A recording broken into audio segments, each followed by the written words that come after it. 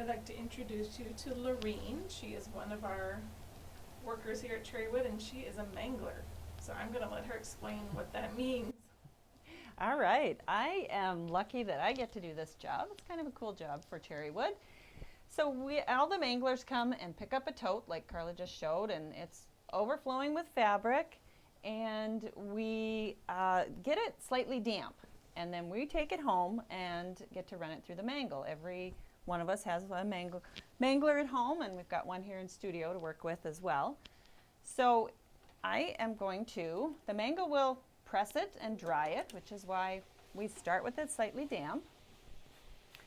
And while I am doing this, I am doing quality control. So every inch of this fabric we are looking at, both sides, and we are looking for dye flaws because there's things that happen. There can be spots or just not quite the coverage that we like. So I'm checking that out as I mangle. And now I have to flip it over because the mangle isn't wide enough to take the full width. And try and get these edges nice and straight. Would you say that's the hardest part? Probably, yeah, keeping that nice and straight and not pulling too much because we can stretch the fabric if we pull too much. And I'm also looking for just fabric flaws. There can be little thread pulls or slight little holes, and we will set those aside if there's a dye flaw or a fabric flaw because we don't really want the customers to get that, and we will save that for our grab bags. So this one's pretty good, running it through just once each side. So then I would set that aside and I would do a whole big tote full, sit down and do, well, several totes all at once to make the process a little quicker.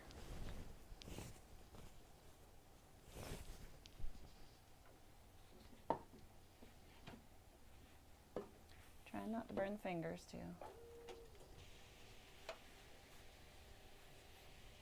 And this has different speeds and temperatures? Yes. Yep, we do it fairly hot, the hottest that this mangle gets. I don't know what that is, but our Cherrywood fabric can take a pretty high temperature when you're ironing it.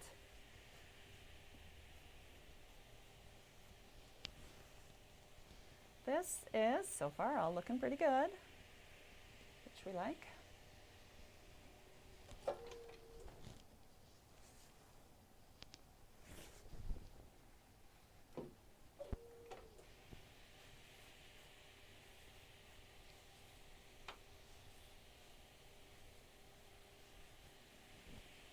So yeah, every side, every inch of the fabric we inspect.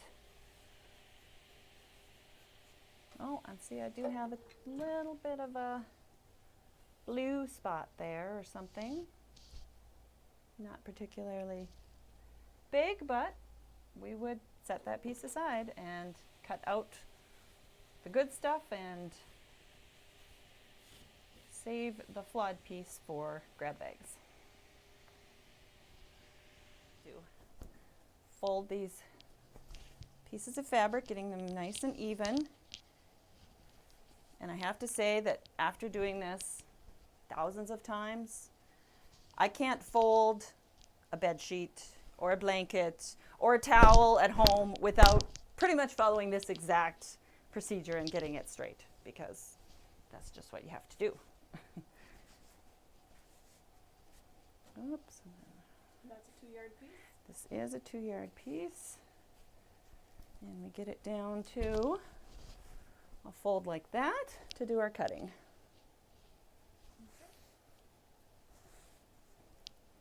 And we won't show the cutting, but what we end up with after we've done like an 8th step, we've got mounds and mounds of fabric folded flat like that, cut, and then folded into our bundle sizes. Then I would lay my fabric out like this, and I'll show you how we assemble a bundle. So these are 1/2-yard pieces.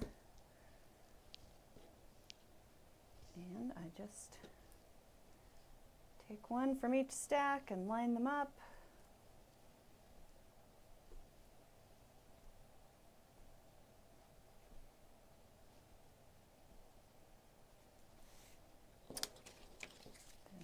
use just a paper band here.